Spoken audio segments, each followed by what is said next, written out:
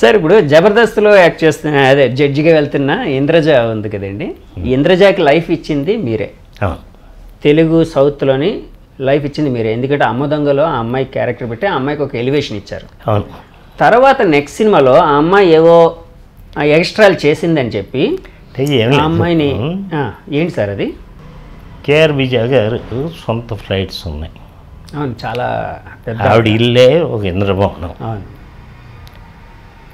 ఆవిడకి అమ్మ మీరు ఎంతమంది వస్తారు మైసూరు అంటే అందరం వస్తామండి. పేర్లు చెప్తే మా మేనేజర్ ఫ్లైట్ టికెట్స్ బుక్ చేస్తాం. ఎక్కడికి? మీరు ప్రొడ్యూసర్ సార్ ఆ సినిమాకి? అంటే మా తమ్ముడు ప్రొడ్యూసర్, ఓకే, మీరు డైరెక్టర్. ఓకే, జగదీక్ వీరుడు. సొంత ఇది జగదీక్ వీరుడు. రెండో సినిమా అమ్మ దొంగ తర్వాత ఇంద్రజకి. అవును, సేమ్ కృష్ణ గారి కాంబినేషన్. అవును. ఫస్ట్ దాంట్లో సౌందర్య ఆమని ఇంద్రజ. అవును. సెకండ్ దాంట్లో ప్రేమ సౌందర్య ఇంద్రజ గారు. అంటే తను వద్దండి ఫ్లైటు ఇక్కడి నుంచి బెంగళూరులో దిగి బెంగళూరు నుంచి మళ్ళీ కారులో వెళ్ళే బదులు నేను ఇక్కడి నుంచి డైరెక్ట్గా కారులో వస్తే ట్రైన్లో వస్తాను, మా అసిస్టెంట్స్ అందరూ మా కారులో వస్తారు. నేను చాలా గొప్పగా ఫీల్ అయ్యా. మరి అంత గొప్ప ఆవిడ షీజ్ నాట్ ఆర్డినరీ. ఆ స్టేజ్ ఉండేవాళ్ళు అంత గొప్ప లావిష్నెస్ ఉండేవాళ్ళు. నేను ట్రైన్లోనే వస్తాను, పొద్దున 6ంటికి ట్రైన్, ఆ ట్రైన్లో వస్తుంది. తిని మా మేనేజర్ వెళ్ళి ఇలా నీకేంటమ్మా అంటే ఫ్లైట్ ఏదో అడిగింది. ఇలా కేఆర్ విజయ్ గారు అంతా ట్రైన్లో వస్తున్నారమ్మా వెళ్తా అంటే కలిపి పంపిస్తాను. అవును, నేను ట్రైన్లో వెళ్తే వాంతులు అవుతాయి అంది. ఈ ట్రైన్లో వెళ్తే వాంతులు అవుతాయి అన్న పదం నాకు పుట్టినప్పటి నుంచి ఇప్పుడు దాకా ఎవరు ఫస్ట్ టైం విన్నా. సరే తను ఎలాగొస్తే అలా రమ్మనండి. బస్ సిక్నెస్ ఉంటుంది కానీ ట్రైన్ సిక్నెస్ అనేది ఎప్పుడు ఎవరు వినరు. వాంతులు వస్తాయని అడిగి నేను ఒకటి చెప్పాను. ఆ అమ్మాయిని అనవసరంగా మనం ఎంకరేజ్ చేసాం. సరే దీంట్లో కూడా మంచి వేషం ఇచ్చాం. ఓకే, మనం న్యాయం చేసేస్తాం, మన నుంచి వెళ్ళిపోద్ది, మన సర్కిల్ నుంచి వెళ్ళిపోద్ది దాన్ని. ఆ అమ్మాయితో ఎవరు మాట్లాడదు సెట్లో. ఓకే, ఆ అమ్మాయి సెట్కి వచ్చే ముందు అందరికీ ఇన్స్ట్రక్షన్స్ ఇచ్చారు మీరు డైరెక్ట్గా? వచ్చింది, షూటింగ్ చేస్తున్నా, ఎవరు మాట్లాడట్లా. అలా ఎవరు మాట్లాడటానికి లేదు. ఎందుకంటే ఎవరన్నా మాట్లాడితే వాంతి చేసుకుంటుంది ఏమో, ట్రైన్లో వెళ్తే వాంతి చేసుకుంటుందట. మరి మాట్లాడితే కూడా వాంతి చేసుకుంటానికి అమ్మాయికి అవకాశం ఉంది, అందుకని ఎవరూ మాట్లాడదు. అలా వారం రోజులు షూటింగ్ చేస్తున్నాం, ఎవరు మాట్లాడుతున్నాం. ఓన్లీ నేను మా తమ్ముడు కెమెరామెన్. షార్ట్ రెడీ అయినప్పుడు ఆ షార్ట్ చెప్పడం అంతవరకు, అంతే. అమ్మాయికి యాక్టింగ్ చెప్పడం. తర్వాత వచ్చి ఏడు చేసింది. అదండి తప్పమ్మా, నువ్వు ఇక్కడ నేను ఇక్కడ పెట్టాం. అవును, అది మెయింటైన్ చేసుకో. అవును, అది మా దగ్గర కాదు, నువ్వు ఇంకోటి దగ్గర చెప్పుకో అని ఏదో చెప్పాం. ఇంకా అక్కడి నుంచి మళ్ళీ వాళ్ళు తప్పైందని నాకు ఇంకెందుకు పడించుకుంటా సార్. తర్వాత అమ్మాయి మీతో కలిసి జర్నీ చేసింది అంటే తర్వాత ఇంకే సినిమాలో పెట్టారు సార్? ఆ అమ్మాయిని పెట్టలేదు సార్. అలాగే ఒకటి విన్నాను, మీరు అదే కోడైరెక్టర్గా పనిచేసేటప్పుడు రావు గోపాలరావు గారు, రేలంగి నరసరావు, అల్లు రామలింగయ్య గారు, వీళ్ళిద్దరు కాంబినేషన్లో సీన్ ఉంది అంటే వాళ్ళు మహా టార్చర్ పెట్టేవారు ఏంటండి మిమ్మల్ని? మామూలు టార్చర్ ఉండదు. ఏమయ్యా నేనే రెడీయా, వాడు రెడీయా అంటాడు ఈయన రావు గోపాలరావు గారు. ఆయన రామలింగయ్య నేను రెడీ బాబు తీసుకెళ్ళండి, ఆయన వస్తే నేను వచ్చేస్తా ఏముంది అంటాడు. చివరికి వాడు కదలడు, వీడు కదలడు. గుడ్డు ముందా కోడి ముందా అలాగా అంటే ఏది కదలదు. ఇక లోపలికి వెళ్ళి గురుగారు మీరు ఒక్క అరిపారండి అంట. సాగర్ ఎక్కడ వాళ్ళు అంటాడు. మాకు వదండి. ఎవరు సార్? కోదండరామిరెడ్డి గారు డైరెక్టర్. ఆయన ఎప్పుడు అలా మాట్లాడు, అలా మాట్లాడిస్తా. టైం బీయింగ్ మీరు మాట్లాడించేవారు. వాళ్ళు వినగానే వచ్చేస్తారు. అంటే ఒక ఫన్ కోసం చేసేదండి. అది కావాలి. అదే అదే అదే అంటే షూటింగ్లో ఒక ఫన్. ఒకసారి క్రాంతి గారు సినిమాలో ఒక గెస్ట్ హౌస్లో వీళ్ళని పెట్టారు. ఆయన చాలా క్లియర్గా చెప్పాడు. క్రాంతి గారు అంటే చాలామందికి భయం, ఆయన కళ్ళల్లో చూసి మాట్లాడలేం, అంత పవర్ఫుల్ ఐస్, అంత ఫ్రెండ్ అందరికీ. రామలింగయ్యకి రావు గోపాలరావుకి ఒకటే చెప్పాడు, మీరు 6 గంటలకు షూటింగ్ అవగానే వచ్చి ఏం చేసుకుంటారు చేసుకోండి, మందు కొడతారా కొట్టండి, తింటారా తినండి, 10ంటికి పడుకోవాలి, 6ంటికి లేవాలి అని చెప్పేస్తాడు. అలాగే బాబు నీకెందుకు మేము ప్రాబ్లమ్స్ క్రియేట్ చేస్తాం అని చెప్పా. మీరు చెయ్యరు, మీరు తాగినాక చేయాలనిపిస్తుంది, కాబట్టి మీరు అలా చేస్తే ఆ రోజు రాత్రే మిమ్మల్ని ఇక్కడి నుంచి బయటపడేస్తా అని చెప్పేస్తాడు. మళ్ళీ వీళ్ళు రాత్రి పెంట, వాచ్మ్యాన్ గారి ఫోను, సార్ వీళ్ళు మళ్ళీ పెంట పెట్టారు సార్.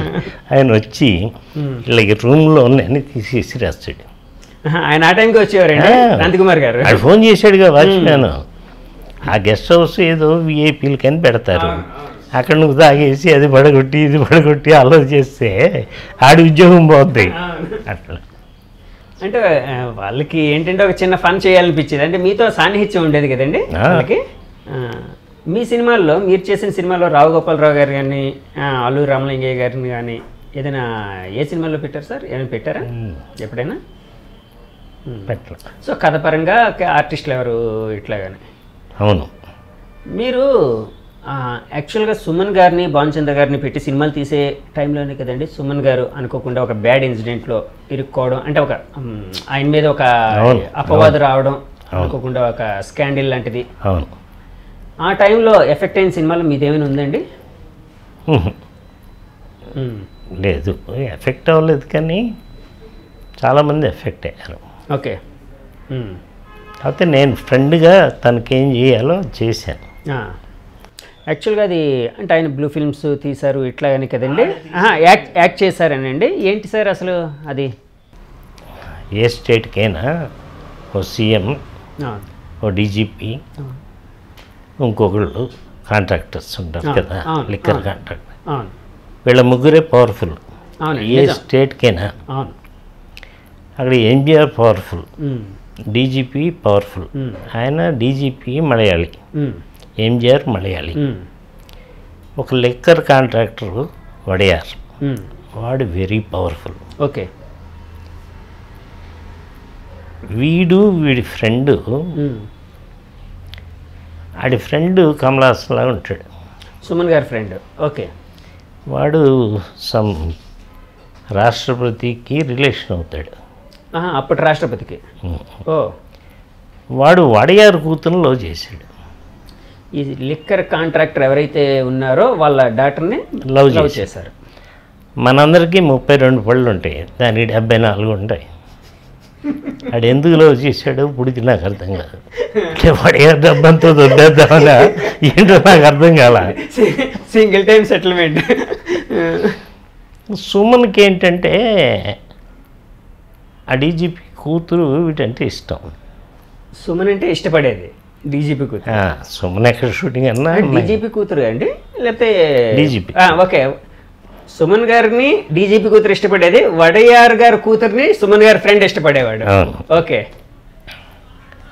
ఆడు అసలు బైక్ని తీసుకెళ్ళి ఇలా లేపేసి ఇలా తిరిగి ఇలా పెడతాడు. చాలా విన్యాసాలు చేశాడు సార్. ఆయన కూడా యాక్టర్ అండి? కాదు, అంటే ఏదో రాష్ట్రపతి మనోడో ఏదో. సరే. ఈ డీజీపీ కూతురు సుమన్ షూటింగ్ ఎక్కడుంటే అక్కడికి వెళ్ళిపోతాయి.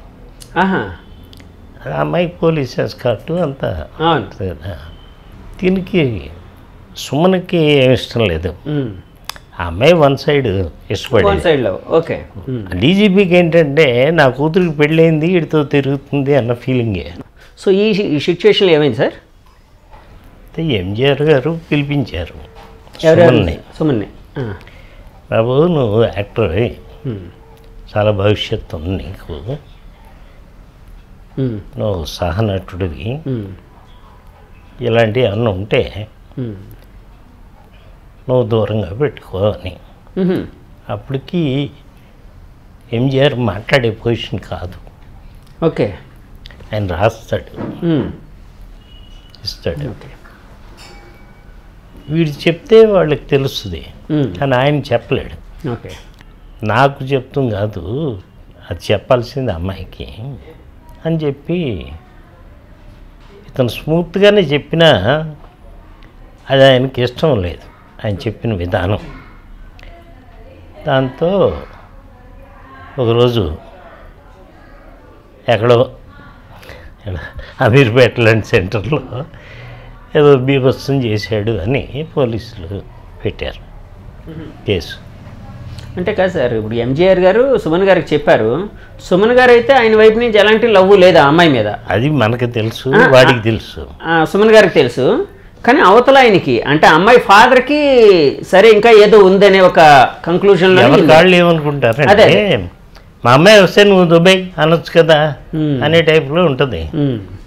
మీ అమ్మాయిని నువ్వు చేసుకోలేవు, ఎదుటి మీద పడతావు. అట్లా జరిగింది అది.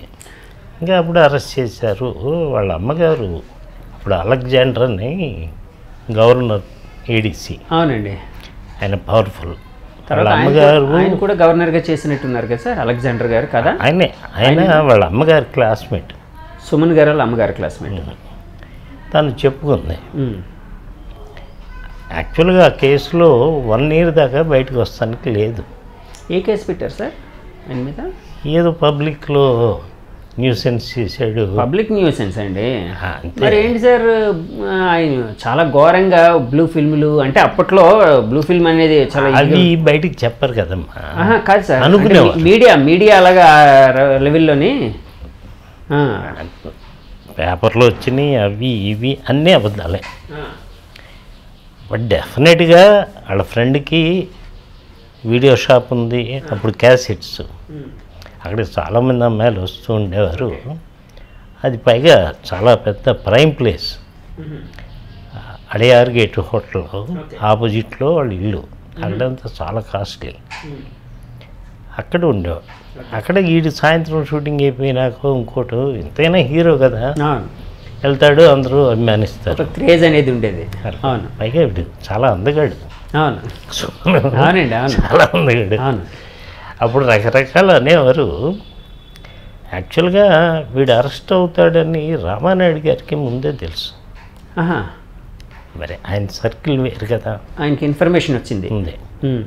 అప్పుడు సుమన్తో తీయాల్సిన సినిమాని ఆపేశాడు, షూటింగ్ స్టార్ట్ చేయలే. ఓకే.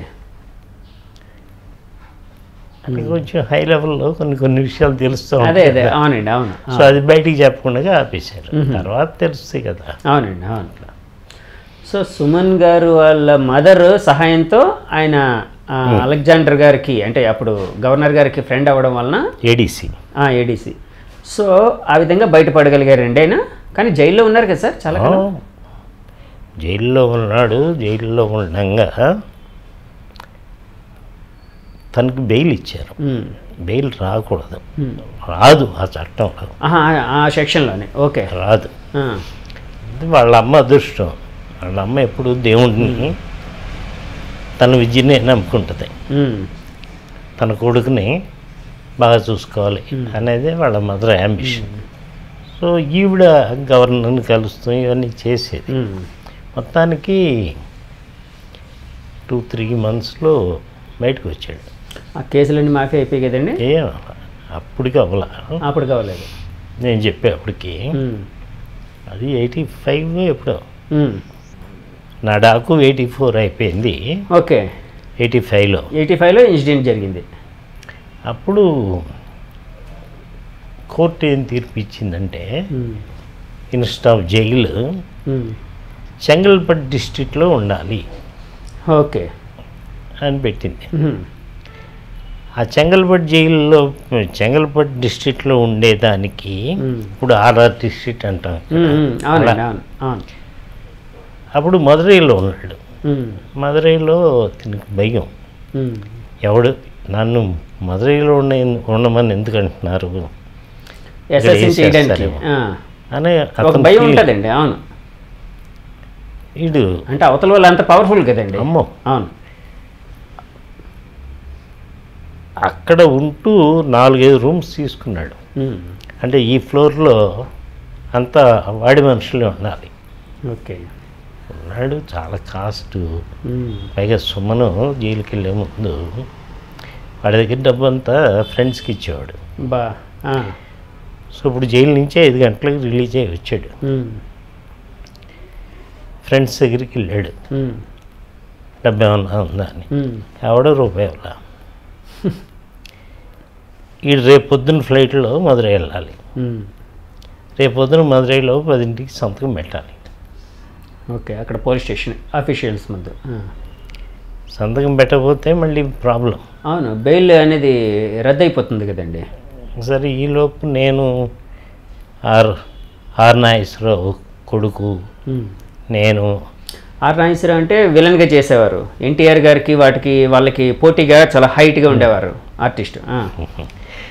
దొంగరాళ్ళలో మంచి క్యారెక్టర్. అవును అవును. ఆడు నేను మేమందరం మదురైలకి బస్సులో వెళ్ళాం నైట్. ఈయన్ని తీసుకునండి, సుమన్ గారిని తీసుకున్నా. ఈడు పొద్దున్న ఫ్లైట్లో వస్తాడు. మరి డబ్బులు ఎలా సమకూరారు సార్? ఆడేదో అదే ఫ్రెండ్స్ అయితే ఇవ్వలేదు.